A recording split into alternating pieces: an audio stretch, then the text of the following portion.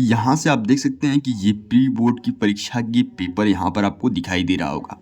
यहाँ के पेपर में अगर आपको दिखा दें तो यहाँ से आप देख सकते हैं कि ये 20 बहुविकल्पीय प्रश्न है। यहाँ से आपको एक बार थोड़ा सा दिखा दें तो ये देख सकते हैं कि 20 बहुविकल्पीय प्रश्न है और हर एक प्रश्न को कैसे आपको सोल्व करना है, किस तरह से कॉपी लिखनी है, पूरी लिखी हुई कॉपी आपको दिखाएंगे। अच्छे तरीके से हर एक पॉइंट को दिखाएंगे, किस तरह से आप लिख सकते हैं, अच्छे से अच्छे मार्क पा सकते हैं। तो यहाँ सबसे पहले तो आपको 20 बहुविकल्पी के लिए एक OMR शीट दिखा दें। यहाँ से देख सकते हैं कि ये है कॉपी पेपर और OMR, और यहाँ से कॉपी पेपर OMR आप देख सकते हैं। सबसे पहले आपको दिया गया था कि शुक्ल युग के सशक्त आलोचक एवं निबंधकार कौन है। तो यहाँ पर देखिए ऑप्शन नंबर क सही था, यानी कि इसमें ऑप्शन नंबर ए सही था। देखिए यहाँ पर ए पर रंगा गया है। इसी तरह आपको अच्छे से OMR रंगना है। पहले तो आपको दिखा दें कि जितना OMR है आपको करना क्या है। यहाँ से शुरू से आपको दिखा दें तो शुरू से देखिए आपको OMR में क्या करना है, जिला कोड नाम। तो यहाँ पर देख सकते हैं कि जिला का जो कोड है वह 84 है। जिला का नाम जो है गाजीपुर है। यहाँ पर केंद्र कोड आपके एडमिट कार्ड पर लिखा रहेगा। यहाँ से आपको केंद्र कोड लिख लेना है। और यहाँ से विषय कोड की बात करें तो यहाँ से आप विषय कोड जो भी आपके होंगे वहाँ से लिखना है। जो भी विषय कोड होगा उसी को आपको, उस गोले को अच्छे तरीके से क्या करना है, रंगना है। और प्रश्न पत्र संख्या वही है। अनुक्रमांक का मतलब आपका रोल नंबर क्या होगा उसको अच्छे तरीके से लिखना है। यहाँ से देख सकते हैं कि पहला अक्षर दूसरा अक्षर प्रश्न पत्र का तो यहाँ पर अभी दिया नहीं गया था, हालांकि इस OMR के इस प्री बोर्ड के पेपर में, तो हालांकि आपके बोर्ड परीक्षाओं में दिया जाएगा। यहाँ से आप देख सकते हैं कि ये 2025 की बोर्ड परीक्षाओं की कॉपी यहाँ पर आपको दिखाई दे रही होगी। तो यहाँ से देखिए वीडियो स्किप मत करिएगा, लास्ट तक देखिएगा। हर एक डिटेल इस वीडियो में हम आपको बताने वाले हैं। हर एक डिटेल में कैसे कैसे आपको क्या करना होगा, कैसे कैसे आपको लिखना होगा। यहाँ से अगर यहाँ से नीचे तक दिखाएं तो यहाँ से अगर नीचे की बात दिखाएं तो यहाँ से आप देख सकते हैं कि जो भी ऑप्शन आप ऊपर इसको कलर किए होंगे और उसी ऑप्शंस को आपको नीचे क्या करना है, लिखना है। जैसे कि पहला का ए है तो पहला का ए लिख दिया, दूसरा का ए है तो दूसरा का ए, तीसरा का बी है। जो भी आपने ऊपर लिखा है उसी को आपको नीचे लिखना है। यहाँ पर भी आपको वही लिखना है, जिला कोड, विषय कोड, केंद्र कोड जो भी होगा यहाँ पर भी वही आपको लिखना है नीचे की तरफ। ठीक है, तो यहाँ से इतना आप देख सकते हैं। यहाँ से आपको क्या करना है, परीक्षार्थी के हस्ताक्षर है, यानी कि यहाँ पर आपको पूर्ण रूप से आपके हस्ताक्षर मारने हैं यहाँ पर। ठीक है, तो यहाँ पर आपको दिखा दें तो यहाँ पर हर एक पॉइंट आपको ये OMR का हो गया है, यानी कि ये जो 20 क्वेश्चंस आपको दिखाई दे रहे हैं इसी 20 क्वेश्चंस के आपको यहाँ पर आंसर्स दिखने को मिल जाएंगे। चलिए अब बात करते हैं यहाँ पर 21 नंबर क्वेश्चन से और देखते हैं कैसी कॉपी लिखी जाती है। अच्छी तरीके से आपको दिखाते हैं हर एक कॉपी लिखने का पॉइंट, जो पॉइंट आपके लिए बहुत ही इंपॉर्टेंट होने वाला है। तो यहाँ से आप देख सकते हैं क्वेश्चन नंबर 21 को देख सकते हैं। यहाँ से क्वेश्चन नंबर 21 का क है और ख है, कैसे इसको सोल्व करेंगे पूरी डिटेल यहाँ पर आपको हम दिखाने वाले हैं। तो यहाँ से 21 का आप क देख सकते हैं। 21 के क में आपको कहा क्या गया है कि निम्नलिखित गद्यांश में से किसी एक के नीचे दिए गए प्रश्नों के उत्तर दीजिए, यानी कि आपको यहाँ से क दिखाई दे रहा होगा, यहाँ से ख दिखाई दे रहा होगा। तो यानी कि आपको करना क्या है, इस क में से दिए गए नीचे प्रश्नों के उत्तर देना है या इस ख में से नीचे दिए गए प्रश्नों के उत्तर देना है, दोनों में से किसी एक को करना है। तो देखिए यहाँ पर हमारे सामने एक कॉपी है, जो कॉपी चेक की गई है अभी हाल फिलहाल में। तो यहाँ से देख सकते हैं कि यहाँ से जो दिखाई दे रहा है भाई आपको प्रश्नोत्तर संख्या 21 के ख का अ, यानी कि जो भी जिसकी भी कॉपी है उसने क वाले ऑप्शन को नहीं किया है और ख वाले को किया है। ख का अ प्रश्न आपका है, कहा गया है कि प्रस्तुत गद्यांश के पाठ और लेखक का नाम लिखिए। तो यहाँ पर देखिए किस तरीके से लिखा गया है कॉपी, जिससे कि आपको इस पर हर एक क्वेश्चन पर 2-2 मार्क मिलने वाले हैं। यानी कि इस क्वेश्चन को भी करेंगे तो 2 मार्क, इस क्वेश्चन को भी करेंगे तो 2 मार्क और इस क्वेश्चन को भी करेंगे तो 2 मार्क। तो देखिए ये कैसे कॉपी लिखा गया है कि इसको 2 में 2 मार्क मिला है। यहाँ पर देख सकते हैं कि लिखा गया है कि प्रस्तुत पंक्ति हमारी पाठ्य पुस्तक हिंदी के ईस्या तू न गई मेरे मन से नामक पाठ से लिया गया है, जिसके रचयिता रामधारी सिंह दिनकर जी हैं। और यहाँ देखिए खूबसूरती की बात ये है कि यहाँ इसके नीचे जो चैप्टर का नाम है, जो अध्याय का नाम है, उसके नीचे अंडरलाइन किया गया है ताकि एग्जामिनर को समझने में किसी भी प्रकार की दिक्कत न हो। और यहाँ पर आपको 2 मार्क तुरंत मिल गए हैं। यहीं पर दूसरे क्वेश्चन की बात करें तो रेखांकित अंश की व्याख्या करना है। तो यहाँ से आप देख सकते हैं दूसरा क्वेश्चन क्या है कि रेखांकित अंश की व्याख्या कीजिए। तो यहीं पर रेखांकित अंश की व्याख्या यदि आपको दिखा दें तो यहाँ से आप देख सकते हैं रेखांकित अंश की व्याख्या में देख सकते हैं कि लिखा गया है कि प्रस्तुत पंक्ति में लेखक कहता है कि हमें अपने जीवन को यदि अपने गुणों को छोड़कर दूसरों से ईर्ष्या करने में व्यतीत करते हैं तो ऐसा जीवन से तो अच्छा है कि मृत्यु ही हो जाए।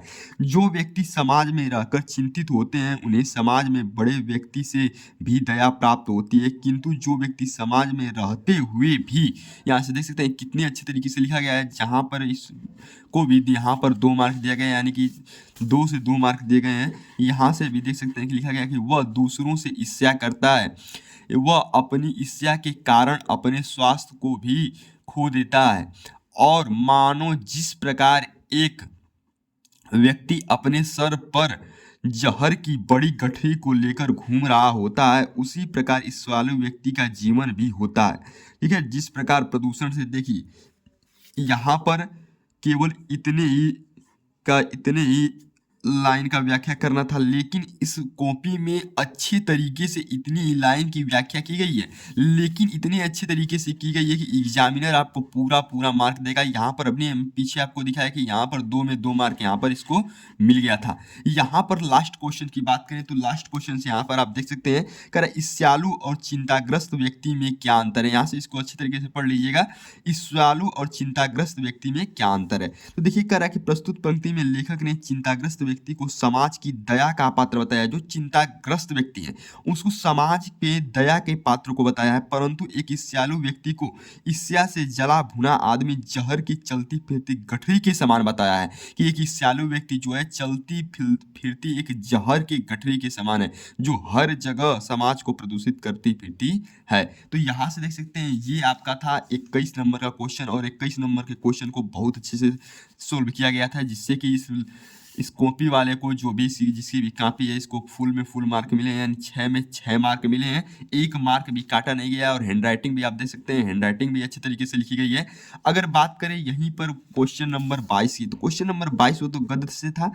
क्वेश्चन नंबर 21 और क्वेश्चन नंबर 22 देखिए ये क्या है कि निम्नलिखित पद्यांशों में से किसी एक के नीचे दिए गए प्रश्नों के उत्तर दीजिए। ये पद्यांश है। कह रहा है कि सागर निज छाती पर जिनके अगणित अपर पोत उठाकर पहुंचाया करता था, प्रमुदित भूमंडल के सकल तटों पर नदियां जिसकी यश धारा से बहती थी, अब निशिवासर ढूंढो उनके चरण चिन्ह भी पाओगे तुम इनके तट पर। अब देखिए ये हो गया क वाला, ठीक है, और ये हो गया ख वाला, और यहाँ पर आपको कह रहा था कि दोनों में से किसी एक के दिए गए प्रश्नों को आपको करना है। कह रहा है कि बैठो माता के आंगन में नाता, भाई बहन का समझे उसकी प्रसव वेदना, वही लाल है माई का, एक साथ मिल बांट लो अपना हर्ष विषाद, यहाँ सबका शिव कल्याण, यहाँ पावे सभी प्रसाद।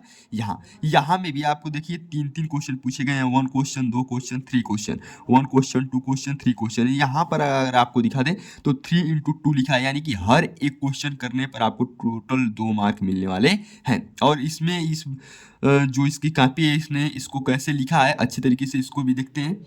तो यहाँ पर आप अच्छे तरीके से देख सकते हैं कि इसमें प्रश्नोत्तर संख्या 22 के क का अ किया गया है, यानी कि ये जो प्रश्नोत्तर 22 संख्या है इसमें ख को ये अब न करके क को किए और क को किए, यानी कि क के जितने भी प्रश्न हैं उसमें से लिखा गया है। पहला कह रहा है कि प्रस्तुत पद्यांश के ससंदर्भ हिंदी में व्याख्या कीजिए तथा काव्य सौंदर्य भी स्पष्ट कीजिए। तो हिंदी में व्याख्या भी करना है और काव्य सौंदर्य भी स्पष्ट करना है। तो देखिए यहाँ पर क्या लिखा गया है, लिखा गया है कि प्रस्तुत पंक्ति हमारी पाठ्य पुस्तक हिंदी के हिमालय से नामक पाठ से लिया गया है, जिसके रचयिता महादेवी वर्मा जी हैं। यहाँ पर देखिए पूरा व्याख्या किया गया है, तो पूरा व्याख्या में क्या लिखा गया है, और यहाँ पर देखा जाए तो बहुत सुंदर तरीके से अंडरलाइन भी हर एक चैप्टर हर एक सिस्टम का नाम लिखा गया है, ताकि व्यक्ति को और एग्जामिनर को समझने में किसी भी प्रकार की दिक्कत न हो। तो यहाँ से देख सकते हैं आप लिखा गया है कि प्रस्तुत पंक्ति में महादेवी वर्मा जी कहती हैं कि मैं उस हिमालय के बारे में बताती हूँ जिसके ऊंचे शीश हैं और उसकी गोद में बादल खेल रहे हैं, जो भूमि के तट से सजा हुआ है। यहाँ से देख सकते हैं कि अच्छे तरीके से इसको व्याख्यान किया गया है। इसके व्याख्यान में किसी भी प्रकार की दिक्कत नहीं की गई है। यहाँ पर अगर उसके ब की प्रश्न की बात करें तो ब नंबर प्रश्न कह रहा है कि उपयुक्त पद्यांश से क्या तात्पर्य। तो प्रस्तुत पद्यांश में महादेवी वर्मा ने हिमालय की विशेषताओं के बारे में बताया है। यहाँ से देख सकते हैं कि महादेवी वर्मा ने हिमालय की विशेषताओं के बारे में क्या करती हैं, बताती हैं। और लास्ट क्वेश्चन की बात करें तो लास्ट क्वेश्चन आपके क्या कह रहे हैं, लास्ट क्वेश्चन आपके कह रहे हैं कि नदियाँ जिसकी जस धारा से बहती हैं, अब निशिवासर का आशय स्पष्ट कीजिए। इसका आशय क्या है?